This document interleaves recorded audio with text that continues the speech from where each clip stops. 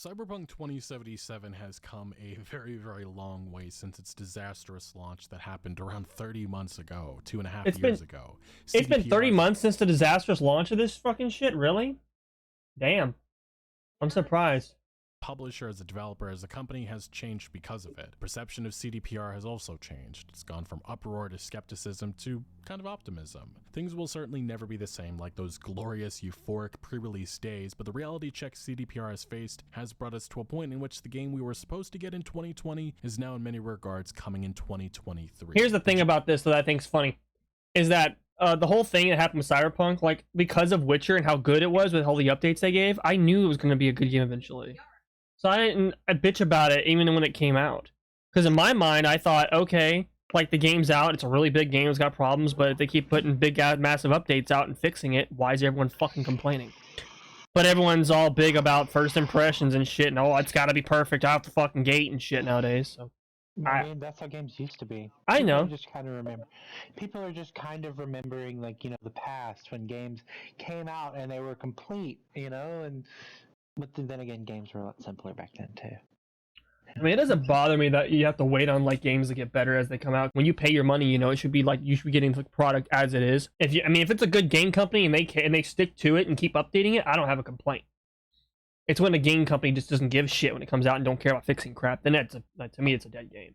Journey to this point has been long, with CDPR for the last couple of years bringing about steady improvements to the game, along with the implementation of various features that many wanted day one, such as transmog and the ability to buy new apartments, among other things. They've also done a good job supporting the modding community, which has allowed Cyberpunk 2077 to flourish. There's a reason why just on Steam alone this game usually has around 30,000 players concurrently. Romances and holy crap, look at those numbers. Let me go back to that. Holy shit. Where was it? There it is. Jesus. 30,000 players concurrently playing the game? Damn. That's not even... It just keeps going up, honestly. Romance is enhanced, more interactivity in Night City, a third-person mode, vehicle combat, vehicle customization, being able to fly your own vehicle, new outfits, weapons, more vehicles, various gameplay upgrades, UI overhauls.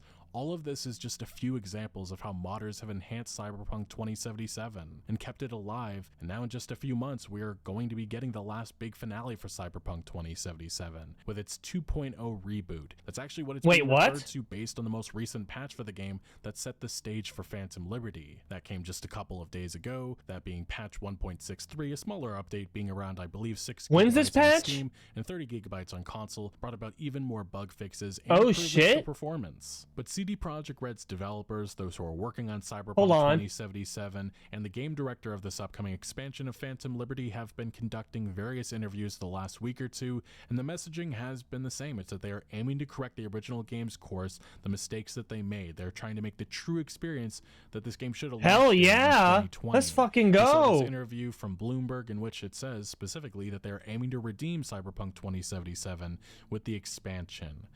Gabe Amatingello told Bloomberg's Jason Schreier, "There's an absolute dedication to what's needed to be done to make it right." Furthermore, his team are now finishing the expansion, and CD Projekt Red's board of directors, the management, gave them total freedom to make it right, including all of the time and resources that they request. And again, this was not something that was done overnight.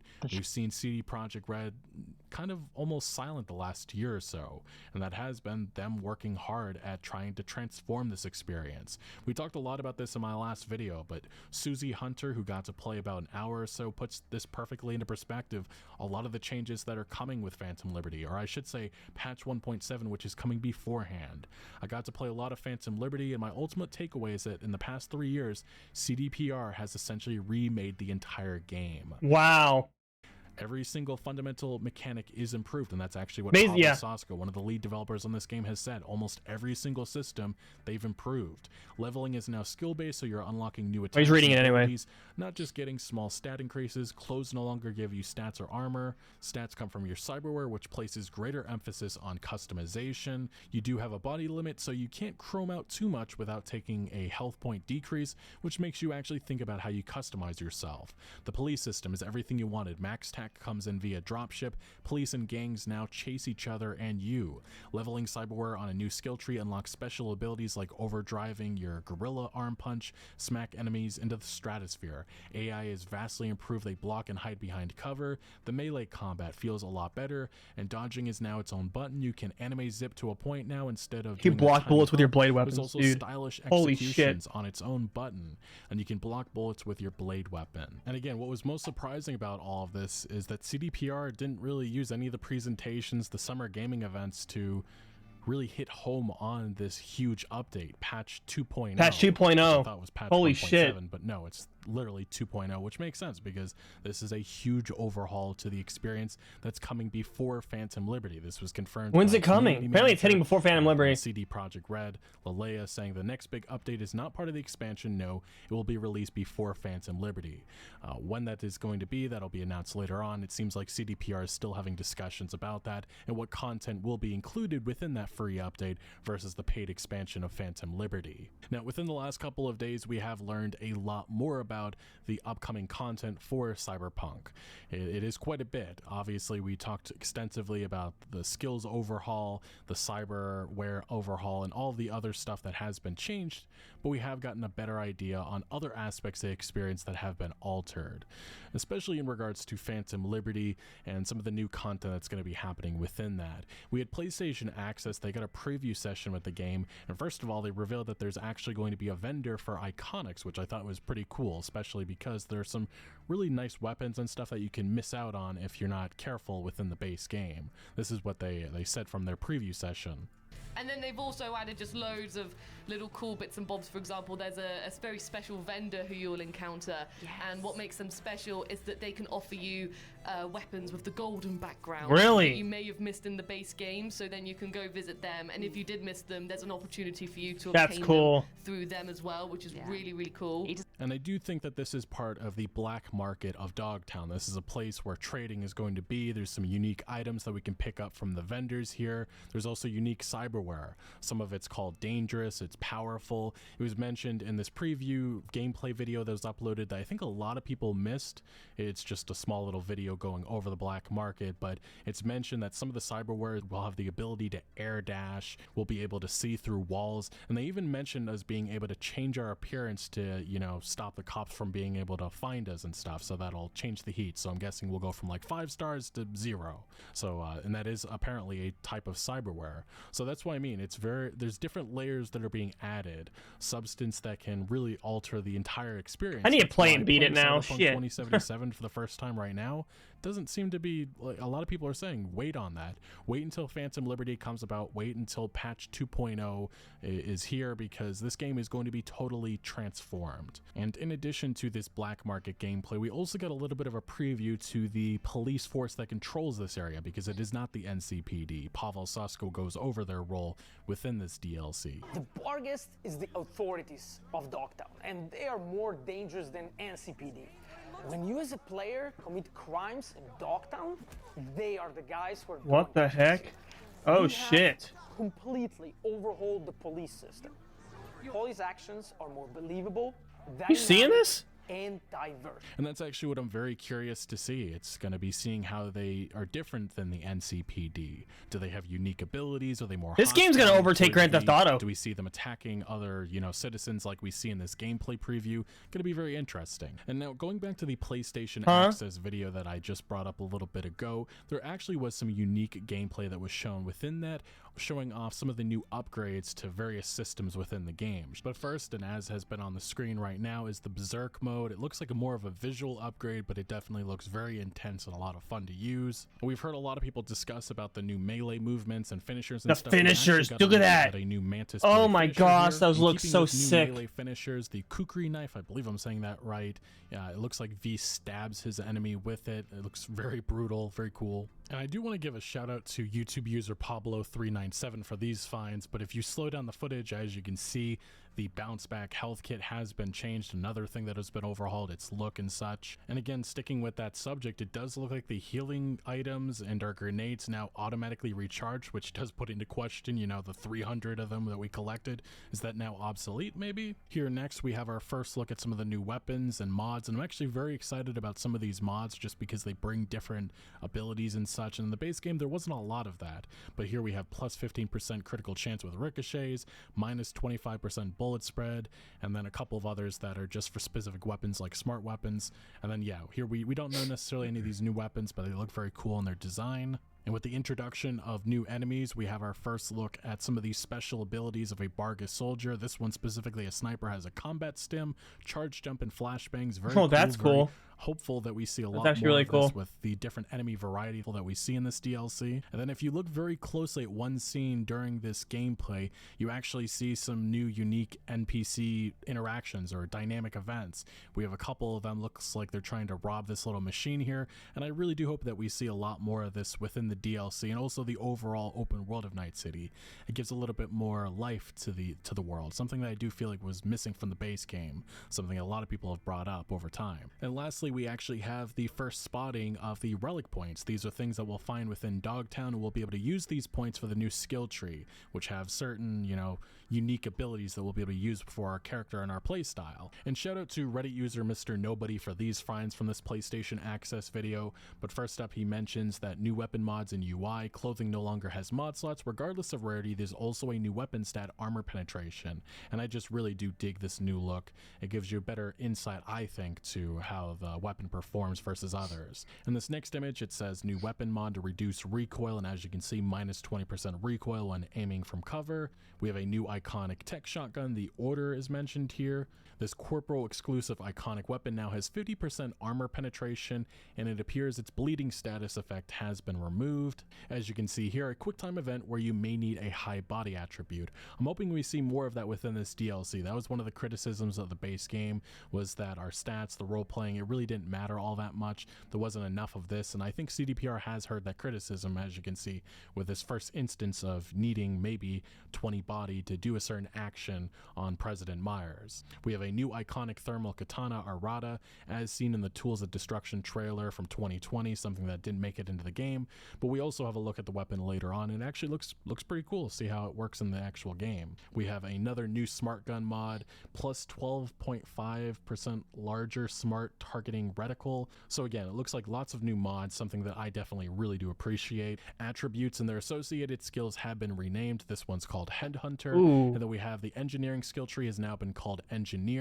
And as this Reddit user points out, it seems there may be a kind of defensive meter for enemies. Perhaps once it's depleted, they can't block melee attacks or dodge projectiles for duration. And as we have heard from previewers, the enemy AI has been improved, and this may be one of those added layers to, you know, some complexity with these interactions that we have with them. We also have a new smoke grenade which was shown, and the optical camo has actually been tweaked, with it now saying minus 70% visibility to enemies for 6 seconds, making it more difficult for them to detect you outside of combat and hit you during combat. I believe originally it was just like completely they couldn't see you, so this is actually a very interesting change. Now moving past this PlayStation Access video, we did get some more screenshots from other previewers. First we just have one from Songbird, an interaction that we have with her.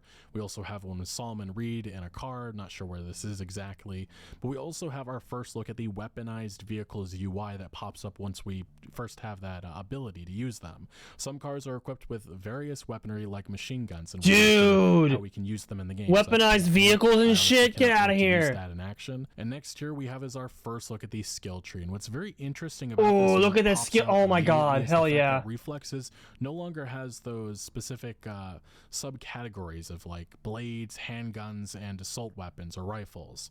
What is now here is one concise space, and it has the main abilities, and that seems to have like sub abilities that you can use to improve that main ability, which I feel like is better for an RPG in my opinion, but I know some people preferred the old system of just having like, I don't know if I should wait to play it now though. Then the whole game's gonna change in 2.0. But I think that this it's getting an entirely new overhaul, everything on it, everything. It seems like if I would assume that if you improve all Before of these Phantom Liberty, abilities they to their said. max, you unlock a super ability, like these ones that are at the top. I would assume that's what those are.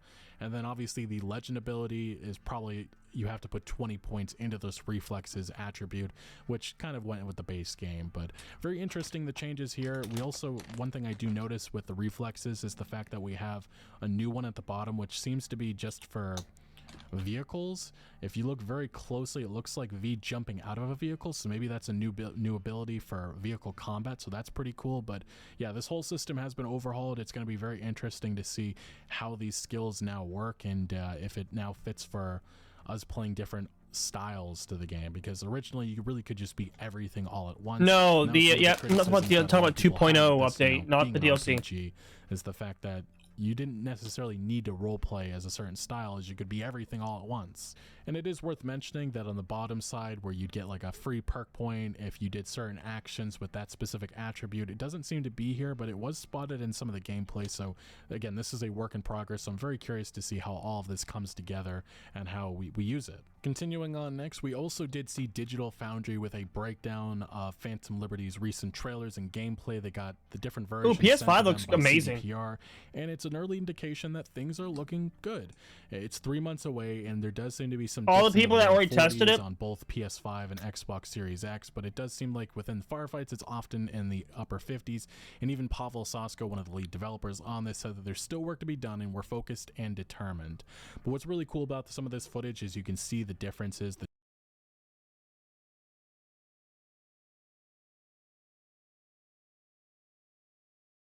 Look at the difference on that. I don't see much of a difference at all. The fuck? Where's the difference?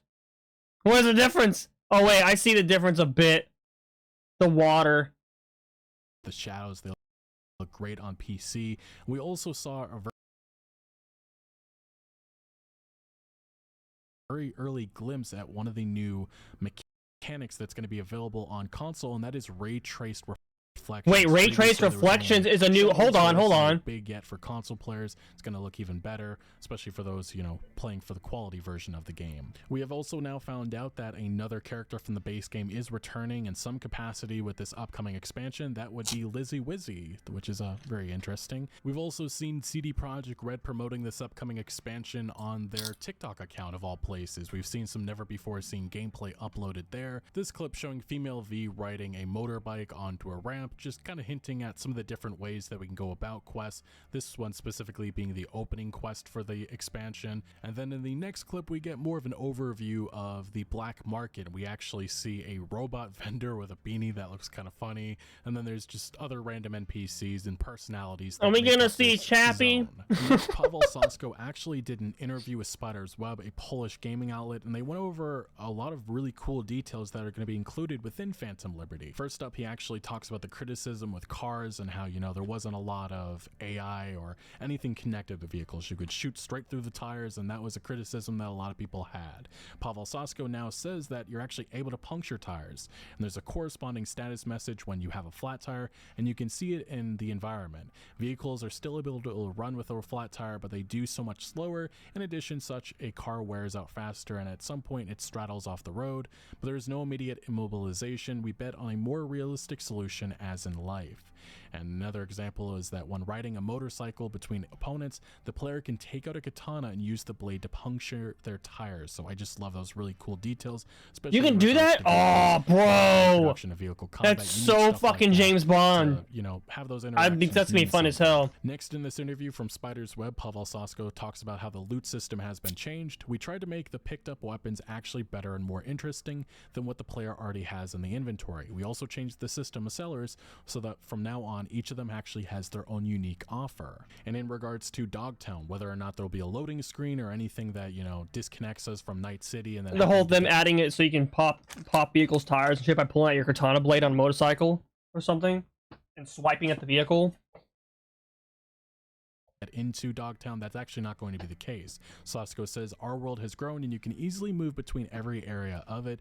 Dogtown is just another part of Night City. You will enter it without any loading screens. There will be no barriers. And on the subject of those who actually do not buy the expansion and whether or not we see Dogtown in the distance, Pavel Sasko says, we've already developed it, but we don't want to talk about it yet. We don't want to reveal all the details. So that may be something that we actually see, you know, in the distance, that preview of what Dogtown is for those who haven't bought the expansion yet, when it does release, obviously. Now, on the subject of how massive Dogtown is as a new region, as part of Pacifica, it has been said that by Sasko that Dogtown is a large and diverse district, but it differs from Night City in fundamental ways. We focus much more on the interiors. In Dogtown, you will enter many more buildings than in the base game. Wait. However, took place outdoors. Am I behind on Now, shit or something? When did they give up on PS4 and Xbox One support? Oh yeah, apparently they gave up on PS4 and Xbox One support for the game. What? Yeah, because they asked like what it was like, basically felt like them throwing off the chains for the game. Well, no shit. The game was initially made for fucking next gen. It wasn't for the fucking old shit. They just released it because it was poor marketing. It was horrible marketing. They should have never released it on old consoles. Now, I don't know whether to blame them or blame the people that were begging for it on old consoles. In Dogtown, you will enter many more buildings than in the base game, where most of the action, however, took place outdoors. Now, on abandoning the PlayStation 4 and Xbox One version, Sasko says this is actually what unlocked the ability for CDPR with this upcoming expansion and the 2.0 version of the game, the big reboot. He says the first thing that comes to mind is the AI changes. Thanks to them, we're able to add real-life changes Rip PS4 and Xbox One, then. Response system to the game. AI requires a lot of processing power, therefore new platforms, the next-gen consoles, allow for dynamic events in the open world, but also to improve elements such as combat. Now clashes take place with more opponents at the same time than ever before. The scale is much larger. That is what we get for them now being able to ditch the PlayStation 4 and Xbox One versions, as I said long ago that they should have done even before the game released. Now, one thing that a lot of people have picked up on within the Phantom Liberty trailer is a casino-like location that kind of seems odd from Dogtown, because Dogtown seems to be very run down. It just seems very different. And that's why a lot of people believe that actually we're going to be going into the unfinished casino that was in the base game, but you had to go through coding, you had to go through some hoops to find it. But originally it seemed like it was supposed to be in the base game, but for whatever reason it didn't make it. But now it does look like maybe it is finally coming.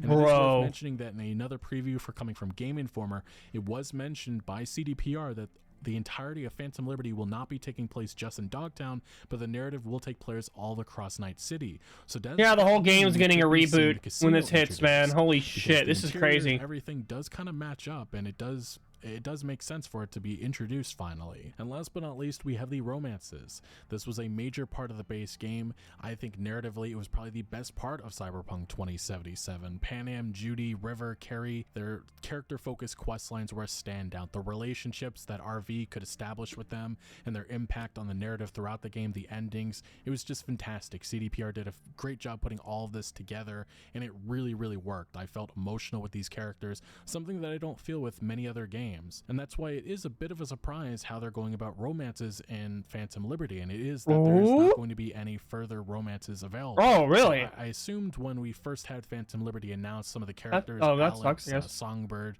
President Myers, Reed, Hansen, we would be able to maybe romance one or the other, or maybe two of them, but no, that's actually not the direction they're going to be going in. This was confirmed by CDPR's Global Community Director, Marcin Mamat. He actually responded to a tweet of mine saying, "Well, we add/change tons of new stuff to the game along with the release of Phantom Liberty. Romances are not going to be part of that. V is going to be focused on the intrigue they got themselves into."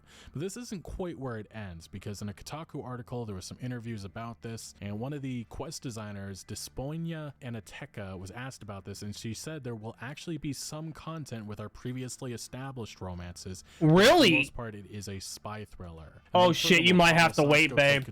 I don't know. We have included some connections in places. Everything's changing, even when the update hits. But I don't want to go into even all the romances and relationships. This is always our idea, you know, to just like more detail in everything you do. So there will be some more romance content. It's being compared to like The Witcher 3's Heart of Stone expansion. Ooh. If you're not familiar with that experience, there was a couple of additional dialogue options that we had with Yennefer after it was completed. So that's probably going to be the case with Phantom Liberty. But people have been waiting a couple of years of new content with these characters just because of how beloved they are. And I understand the issue with creating new content because of the fact that Phantom Liberty takes place right in the middle of the main narrative of the game, while those original, you know, quest lines of Panam, Judy, and such already, you know, it takes place during that period of time. So I guess there is an issue with, you know, overlapping new content within that. But yeah, I am kind of disappointed that we're not going to see much more than that, but we'll have to see. Hopefully it is more than just a couple of dialogue options, just because of how long we have waited for this. But maybe there is a future with these characters in future games, because CDPR is preparing for the next Cyberpunk game that's going to begin full development right after Phantom Liberty wraps up. Wait, there's gonna be a Cyberpunk 2? Studio they established is going to be taking front and center with the development of that. Either way, that one slight disappointment What the aside, fuck? there's That's a lot to be crazy. excited about We won't for the get that for future of 6 years Cyberpunk though. 2077. Phantom Liberty looks amazing. I really am intrigued by all of the new content that we're hearing about it. And remember, there are multiple endings to this Wow. expansion, as well as a new ending for the base game, which maybe in that capacity our romances are involved. And then obviously the overhaul of patch 2.0, which is like a reboot of the entire experience. There is good reason to be jumping into Cyberpunk 2077 when September rolls around. And I want to know, what are you guys most excited about with this, the upcoming content for this game? Let me know your thoughts down in the comment section below. But thank you Damn, for watching. I'm Make sure to excited leave a now. like Holy if you did shit. enjoy this video, or if you found any informative value, and consider subscribing for more videos like this. And I'll see you later. That's awesome. Holy crap.